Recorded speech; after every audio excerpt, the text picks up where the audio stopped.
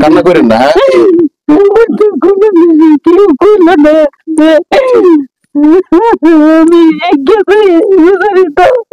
খাওন আনলে ওষুধ আনতারি না, ওষুধ আনলে খাওন আনতারি না, এইভাবেই চলতেছে আমার। মানুষের বাড়িতে চায়া যতটুকু পাই ততটুকু খাই, না দিলে নাই। আমার স্বামীটা আমি যখন অসুস্থ হই, অসুস্থ হওয়ার পর আমার স্বামী আমার ফালায় দিয়ে গেছে, খবর লো না। কয়দিনে ফোন দিছি যে আমার এই অবস্থা, আমি না খায় থাই, আমার কাপড় চোপড় নাই, আমি এক কাপড়ে খাই, একটা একটা কাপড় পরে খাই, একটা চিরা একটা ছায়া।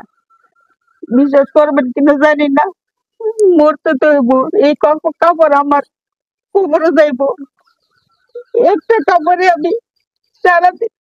কিন্তু কারো গায়ে না যে একটা কাপড় দিত, এই এক কাপড়ে আমি কাটাইতেছি।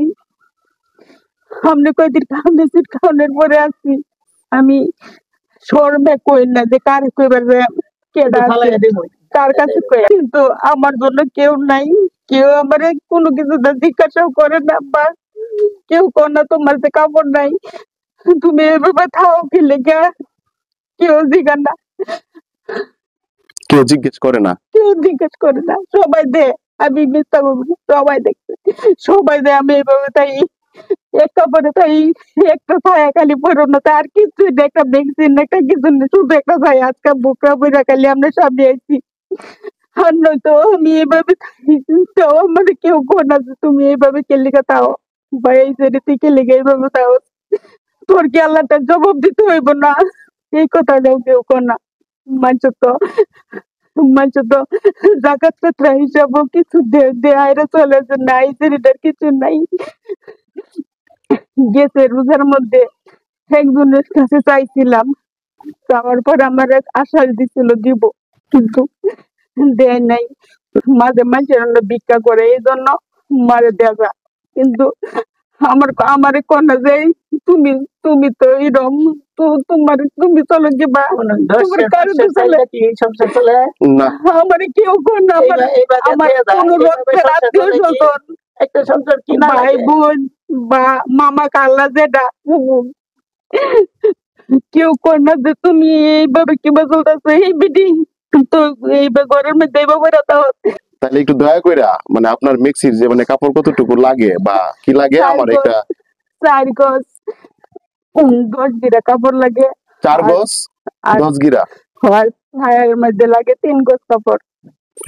কাপড়ের জন্য মানুষ কষ্ট করবে, খাবারের জন্য মানুষ কষ্ট করবে, আর আমাদের সমাজে বিত্তবান টাকাওয়ালা ধনী মানুষের তো কোনো অভাব নাই, আছে আন্টি? এটা কি হইতে পারে? এখন ঈদের বাজার করছেন কিছু?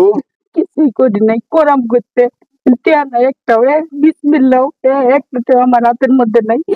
এই যে ঈদের আগে কারেন্ট দেবো কইতে বরং চিন্তা করতেছি, কারেন্ট ছাড়া তো থাকতারি না। এখানে রাখি, হ্যাঁ আমি কি আনছি একটু দেখায় যায়। হ্যাঁ এই যে পেঁয়াজ আছে এখানে, তারপরে এই যে একটা তেলের বোতল আনছি, এই যে এটা আনছি নুডলস, তেজপাতা, এখানে আছে আদা, এখানে আছে চিনি, পোলার চাল, রসুন, সেমাই, এই যে এখানে আছে মশলা, হ্যাঁ মাংস মশলা, এখানে আছে লবণ, হলুদের গুঁড়া, মরিচের গুঁড়া, সজের গুঁড়া, এখানে আছে ডাল, আর এই যে এখানে আছে ভাতের 5 কেজি চাল। কান্না করেন না আপা,